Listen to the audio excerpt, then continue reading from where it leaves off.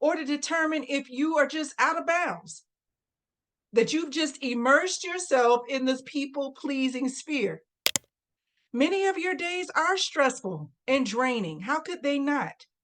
But ask yourself, what are some of the ways that people pleasing shows up for you? But in my journey, I've seen firsthand how the desire for approval can ensnare you. It can entangle you into doing things that are really not what you're supposed to be doing.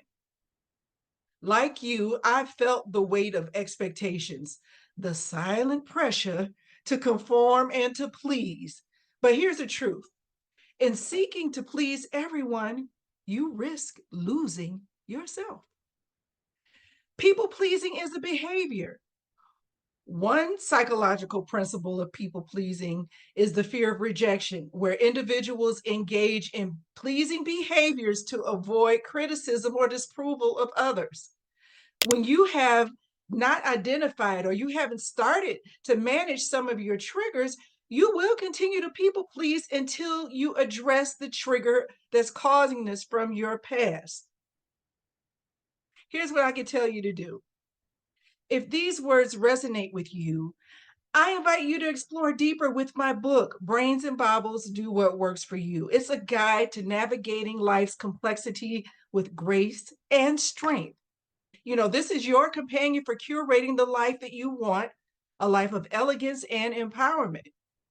The trigger from my past that makes me go far beyond what's necessary to show accountability or to show my capability or my ability to love has to do with people assuming that I'm lazy. And in all transparency, growing up, I did keep a messy room, but it was messy, not dirty, mostly clothes and books and things like that. I wasn't lazy. My parents were business owners and they worked 6 or 7 days a week. So my mom would hire someone to clean and organize our home.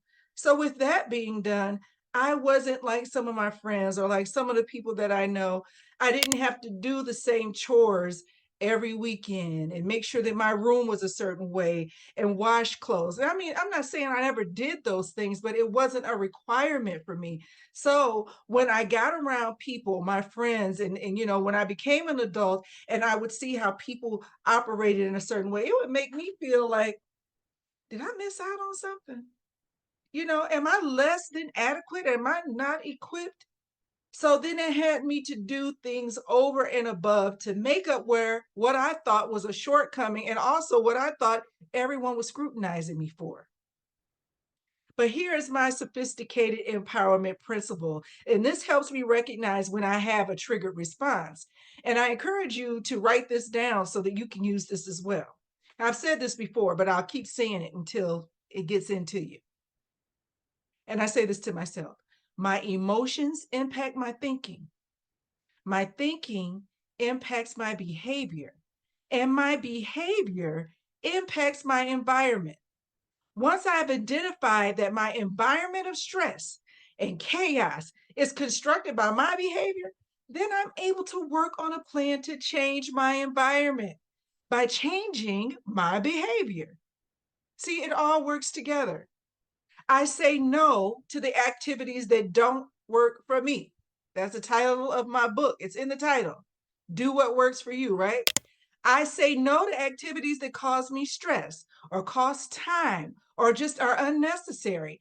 But I determine these conditions. No one else does it for me. This process first starts by contemplation and practicing self awareness. This is where the big questions come in.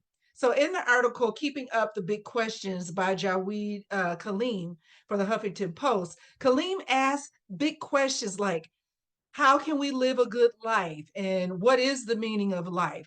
These questions are like road signs that they help us to understand why people pleasing is a problem. They're big arching questions, but if we drill down, we'll find out why we are people pleasing and how that relates to those questions about what life is truly about. Because if you're people pleasing, you're always trying to make others happy, but you forget about yourself. That's what people pleasing does. It prioritizes everyone else perceived wants and needs before your own. And you're the one that's perceiving that. It's like trying to find the meaning of life by constantly doing things for other people and not thinking about what makes you happy. But here's the thing, the answers to these big questions are personal. They're about finding your own purpose and your own happiness. So if you're stuck in the people pleasing trap, you miss out on discovering what really matters to you. In a nutshell, those big questions in the article show us that it's important to recognize when we're trapped in people pleasing because it alters us in such a detrimental way. People pleasing is like taking a detour from our own journey to finding meaning and happiness to do all these other activities that don't help us get where we want to go.